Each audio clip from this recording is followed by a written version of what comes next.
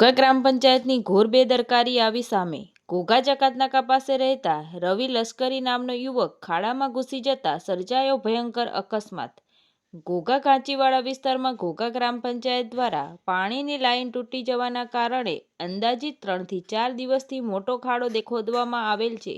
ત્યારે આ ખાડામાં ઘોઘા જકાતનાકા પાસે રહેતો રવિ લશ્કરી નામનો યુવક 2 વ્હીલર બાઇક લઈને ખાડામાં ઘૂસી જતા સર્જાયો ભયંકર અકસ્માત। રવિ લશ્કરી નામના યુવકને પહોંચી ગંભીર ઈજા। પાણીની લાઈન તૂટેલ હોય તેને 4 થી 5 દિવસ વીતી ગયા હોવા છતાં કોઈ ચોક્કસપણે નિકાલ ન થતાં લોકોને અનેક મુશ્કેલીઓનો કરવો પડે છે સામનો। ઘોઘા ગ્રામ પંચાયત દ્વારા ખોદવામાં આવેલ ખાડામાં એક 2 વ્હીલર બાઇક ઘૂસી જતા 2 વ્હીલર બાઇક ચાલકને ગંભીર ઈજા પહોંચી હતી અને આ ઈજાગ્રસ્ત યુવકને તાત્કાલિક ખાનગી વાહન દ્વારા ઘોઘા CHC હોસ્પિટલ ખાતે લઈ જવામાં આવ્યો હતો।